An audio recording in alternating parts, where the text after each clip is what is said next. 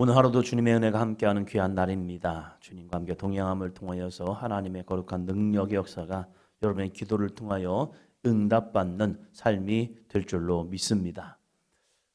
같은 공간이고 같은 말씀을 들었음에도 불구하고 사람들의 반응은 자신들의 마음의 밭에 따라서 다르게 반응합니다. 어떤 사람은 은혜로 반응하는 사람이 있는 반면에 어떤 사람은 그 말씀을 기분 나빠하고 그 말씀을 들음을 통해서 격분하는 경우도 있습니다. 누군가의 권면을 들을 때에 신앙적 권면을 들을 때 그것을 아멘으로 순종하는 사람이 있는 반면에 누군가는 왜 나한테 저러지? 나를 시기하나? 나를 싫어하나? 왜 나한테 저렇게 책망을 하지? 라고 합니다. 분명한 권면임에도 불구하고 그것이 내 귀에 기분 나쁘게 들릴 수도 있다는 거예요. 아니 자기가 뭘 잘났길래 하면서 교만과 완악함이 가득하게 들리기도 하고 어떤 사람은 와 나를 위해서 저렇게 기도했구나. 그냥 이야기하는 것이 아니라 기도했을 때 저분에게 이러한 응답이 주어졌구나. 그렇기 때문에 나에게 이렇게 사랑의 마음으로 권면해 주는구나 라고 하는 겁니다. 그것은 무엇입니까?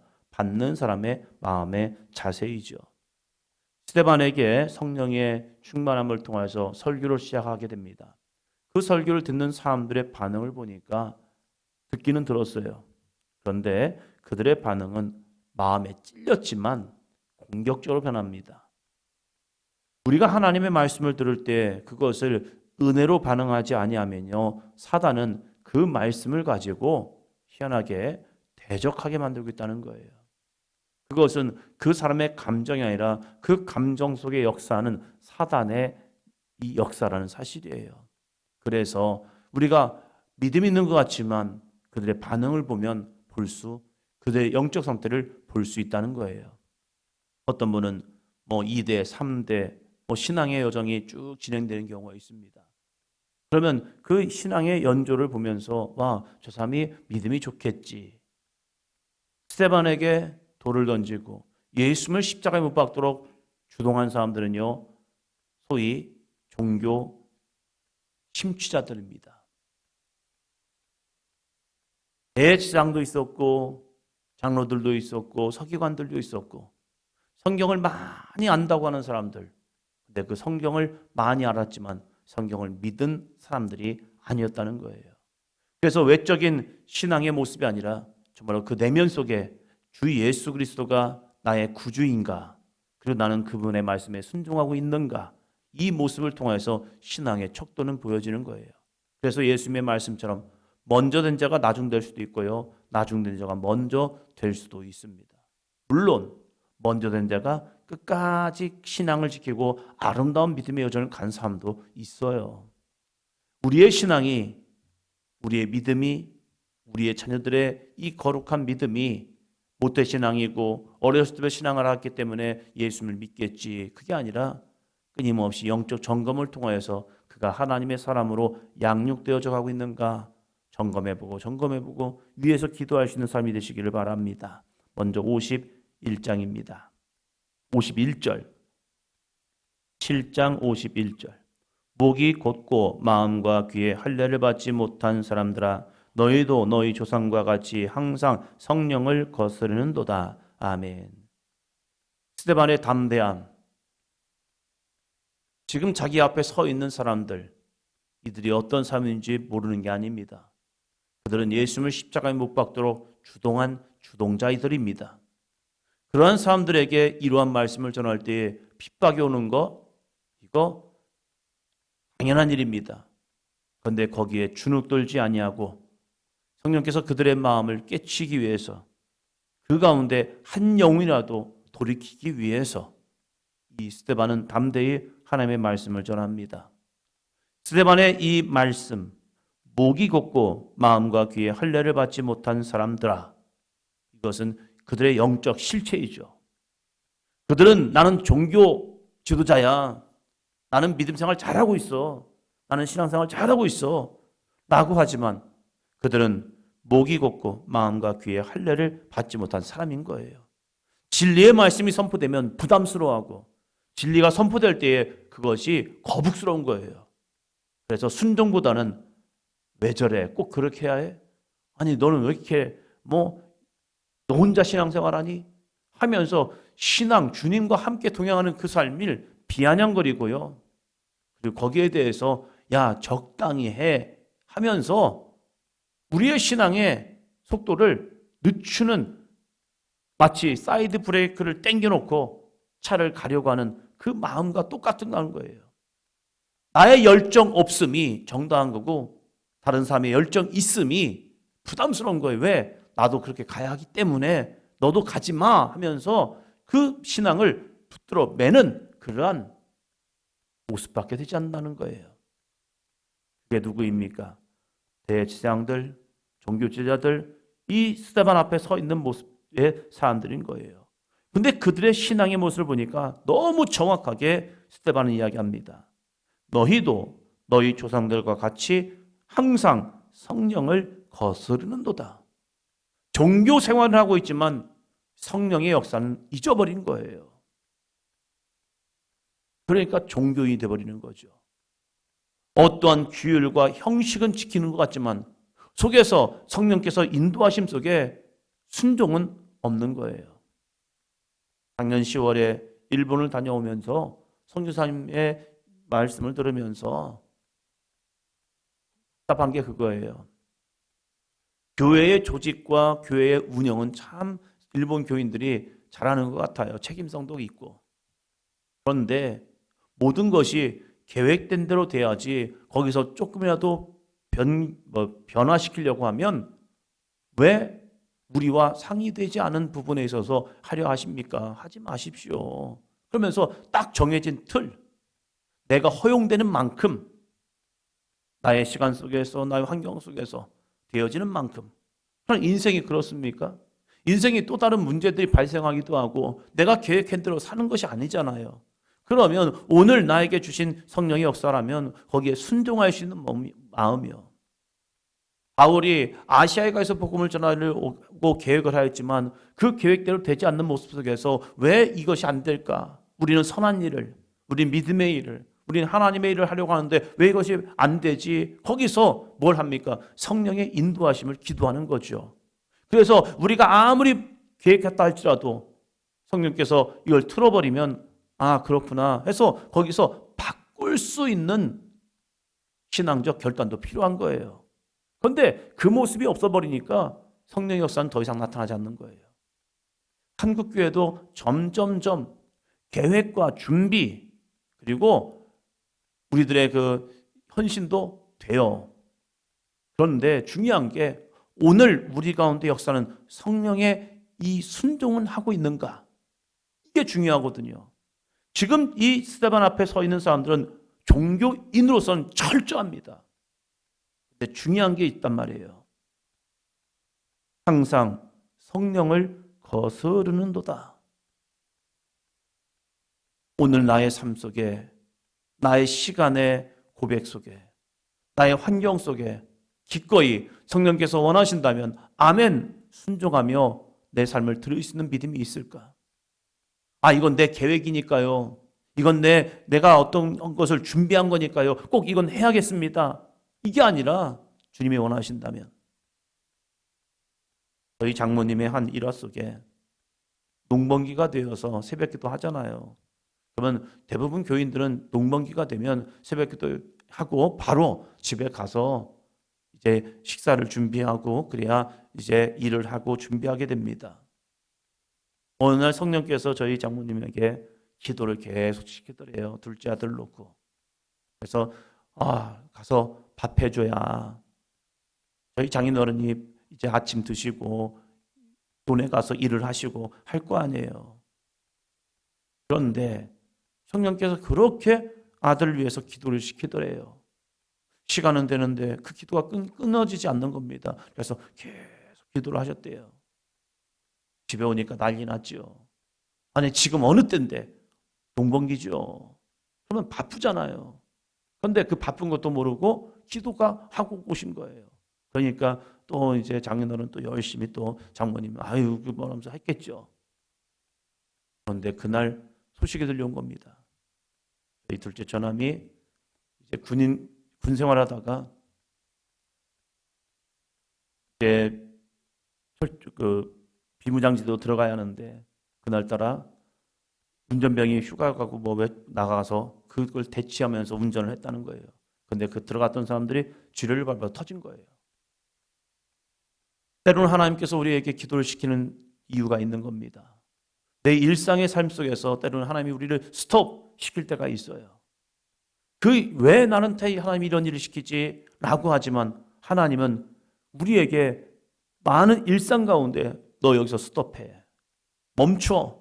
라고 할 때가 있다는 거예요. 그때 우리는 고집을 부릴 것이냐? 아니면 성령의 인도하심 속에 순종할 것이냐?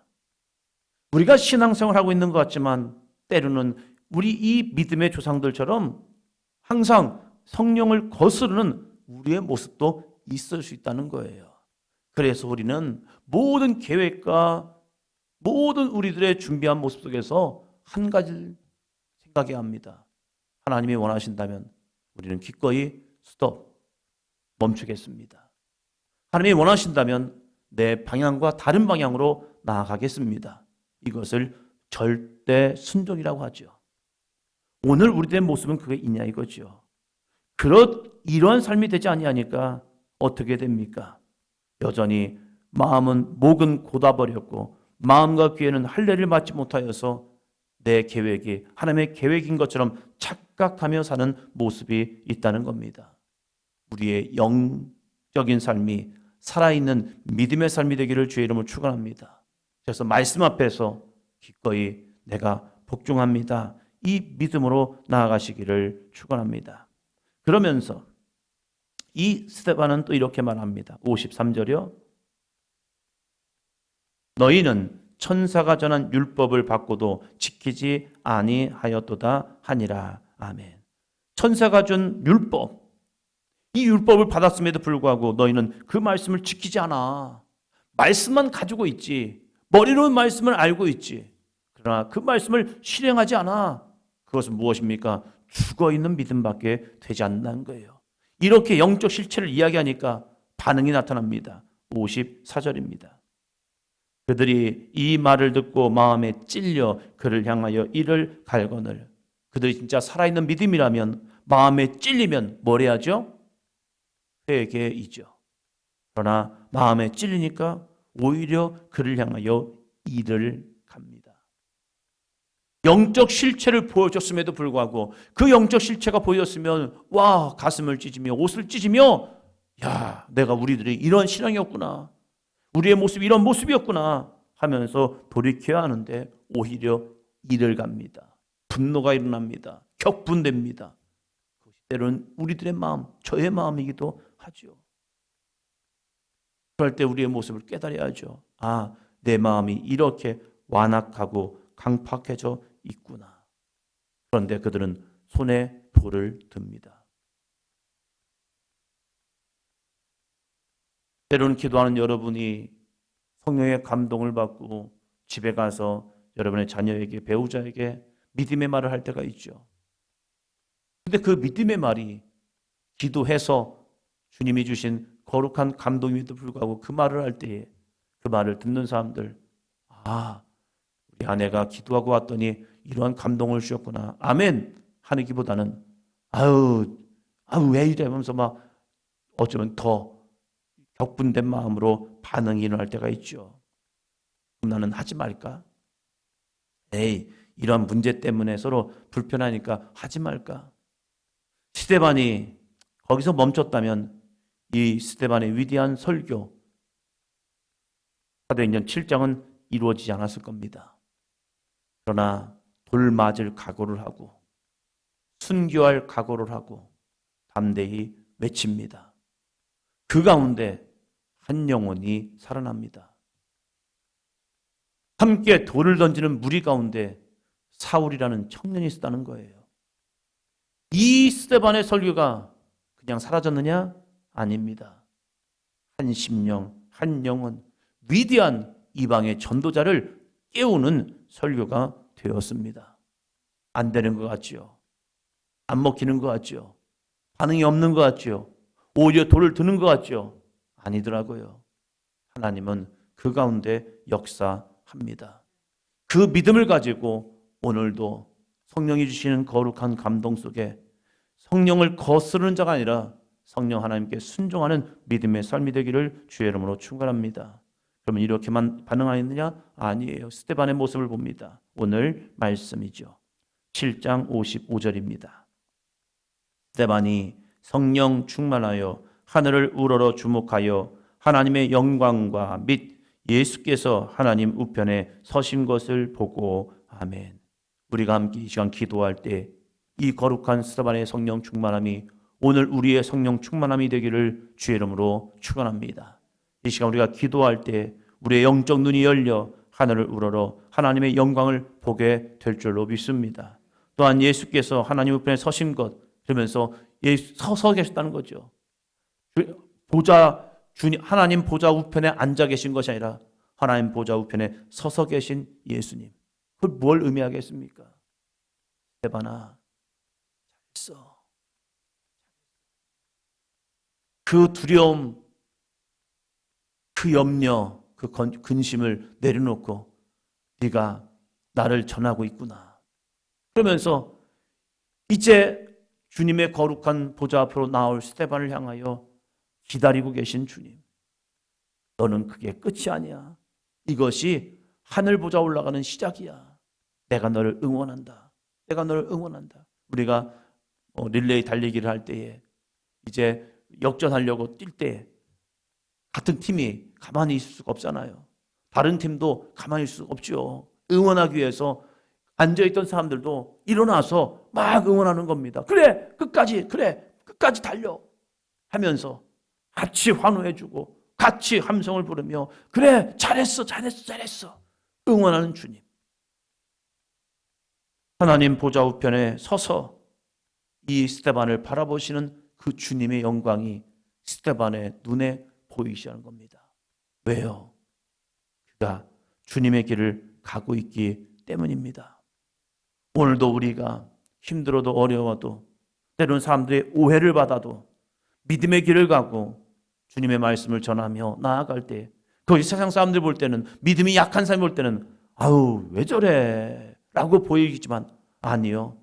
그 귀한 믿음의 길을 가는 그 삶을 향하여 주님이 하나님 보좌 우편에 서서 우리를 응원하고 계시다는 거예요.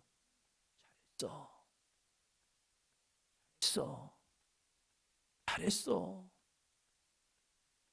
우리의 신앙이 그 귀한 믿음의 모습이 되기를 축원합니다.